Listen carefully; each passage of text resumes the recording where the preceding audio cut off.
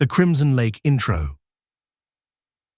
Nestled deep in the forest lies Crimson Lake, a remote and isolated body of water shrouded in mystery. The locals speak of strange lights, eerie noises, and, most disturbingly, the disappearances of those who venture too close. For years, no one has dared visit the lake until a group of 5 friends decides to spend a weekend there. Drawn by curiosity, they plan a camping trip, but what begins as a peaceful getaway soon turns into a nightmare as the truth about Crimson Lake is revealed. Chapter 1. The History of the Lake.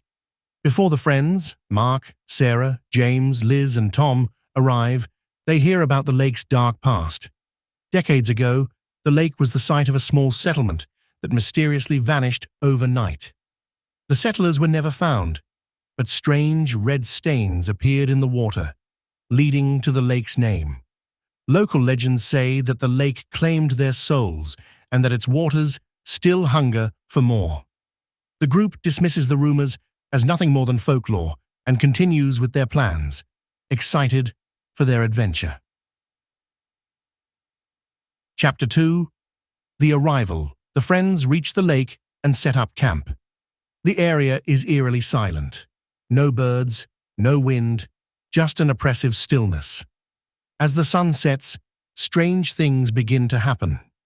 Mark notices shadows moving in the trees, but when he points them out, no one else sees them. The water seems to ripple, even though there is no breeze.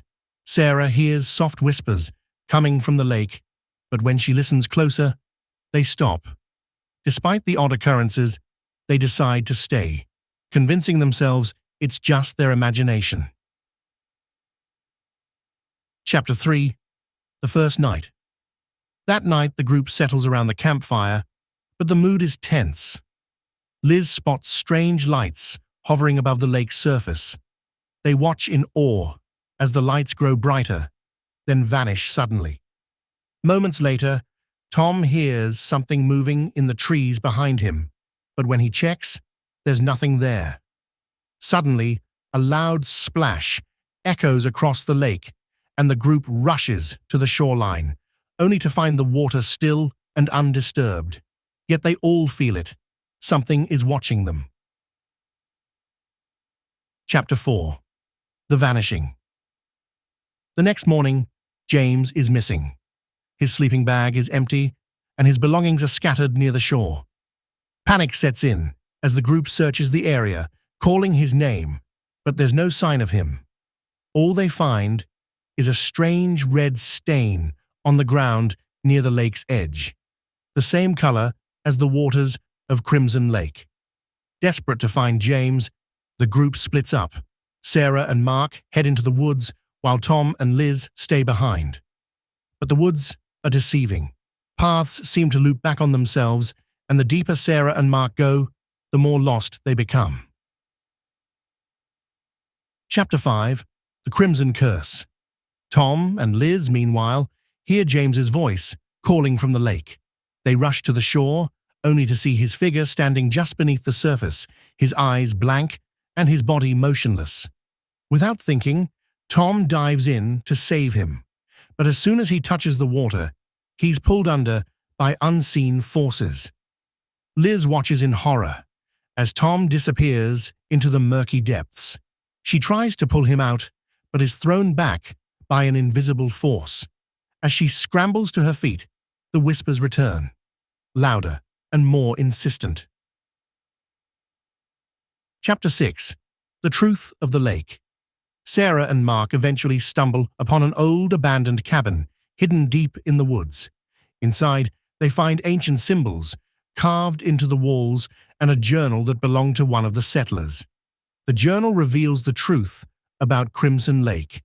It is cursed. The settlers made a pact with an ancient entity living beneath the lake's waters, offering sacrifices in exchange for protection. But the entity grew hungry, and soon the lake consumed the entire settlement. Now the lake continues to claim the souls of anyone who ventures too close. Chapter 7. The final sacrifice. Back at the lake, Liz is dragged toward the water by unseen hands, the whispers growing louder in her ears. Just as she's about to be pulled in, Sarah and Mark return.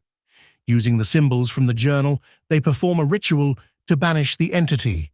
The lake roars with fury, the waters churning violently.